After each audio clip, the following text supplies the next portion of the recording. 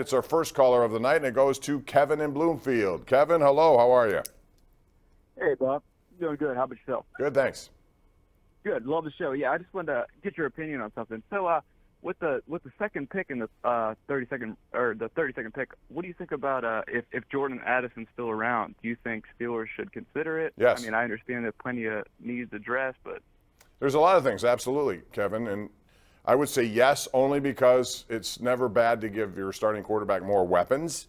But I think also you have to consider their other needs here, too. So the good thing about that pick is that they'll have a whole 24 hours to figure it out, because day one will have the first round. Then they take a break. Day two is on Friday, and then the rest of the draft, or 2 and 3 on Friday, then the rest of the draft on Saturday. So they're going to have 24 hours to see what's available, talk in depth about the possibilities, and they'll have that pick. So it could be anything.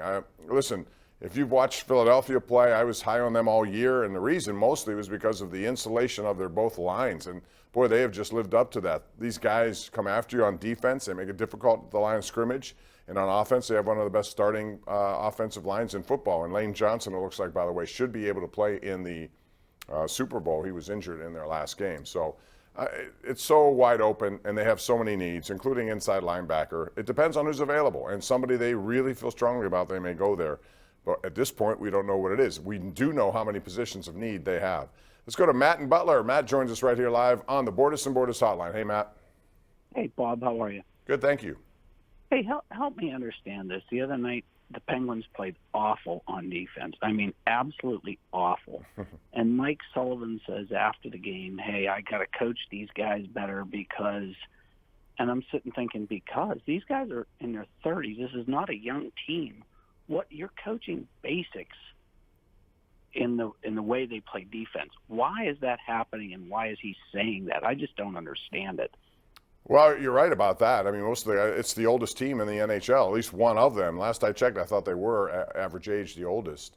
At this point, you would think those kind of fundamental mistakes would be, pretty much infrequent. Instead, they're rearing their ugly heads at critical times of games.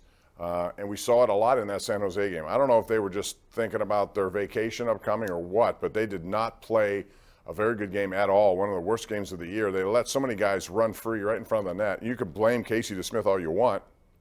And do they need an upgrade in goal, given the uncertainty of Tristan Jarry and his injury situation, given Casey DeSmith not playing well? But they signed Casey DeSmith in the offseason. So I don't know what they're going to do there, but it would help if you tighten things up.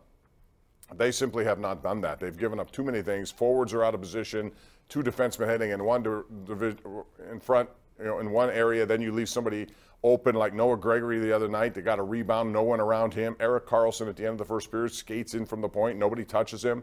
You just can't do that. That's defensive unawareness, and they're too much guilty of it. And they better get it together, because if they miss the playoffs, you can see some significant change, I would think, starting with Ron Hextall. If he doesn't make a move and they don't make the playoffs, I think he could be in jeopardy.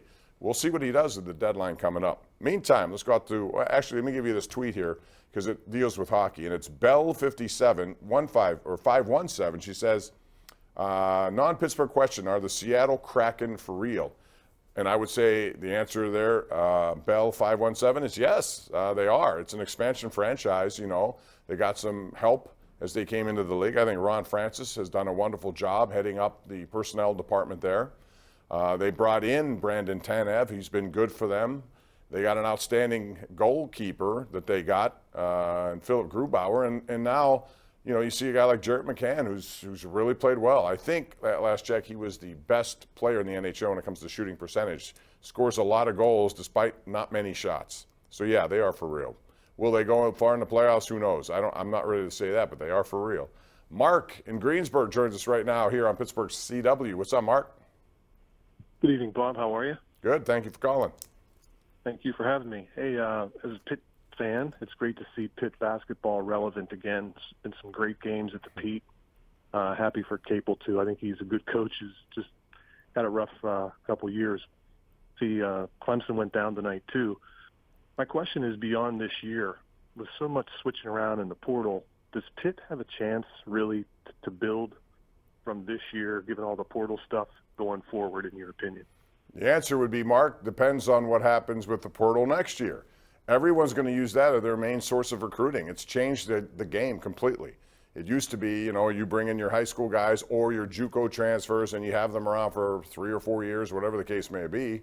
And it's no longer like that. Instead, what we have is just a wild, wild west, a free agency, essentially. Guys decide they're going to go in the portal, and then all of a sudden, who's going to get what? And it's not just them, it's a lot of teams that are doing the same thing.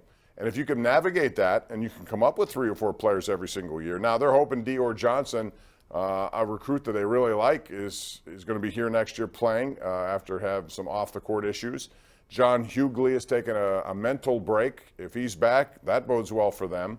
And they have some guys on their roster who I think Frederico's a good player. They need more of those kind of guys. But, yeah, here's the thing about the ACC tonight. You mentioned Clemson. They can't even crack the nation's top 10, even though I think they're a pretty good basketball team. Now, they lost tonight. The ACC generally is down. But still, there are some marquee names and programs on that list. Pitt's going to get one of them tomorrow night when they go to North Carolina. We'll see how that game works. But, bottom line is they got to come up with, I still think, about 5 more significant wins here moving into the postseason if they're going to have a shot at the NCAA tournament. By the way, West Virginia is playing tonight against TCU. We'll show you some of those highlights at 11 o'clock on KDKA. Last time they met, West Virginia won the game. TCU is ranked 15th in the country. We'll take a break here, come back with more calls. It's 412-575-2600. Call us. Also tweet at KD Pomp. We'll have more of those coming up right here on Pittsburgh CW.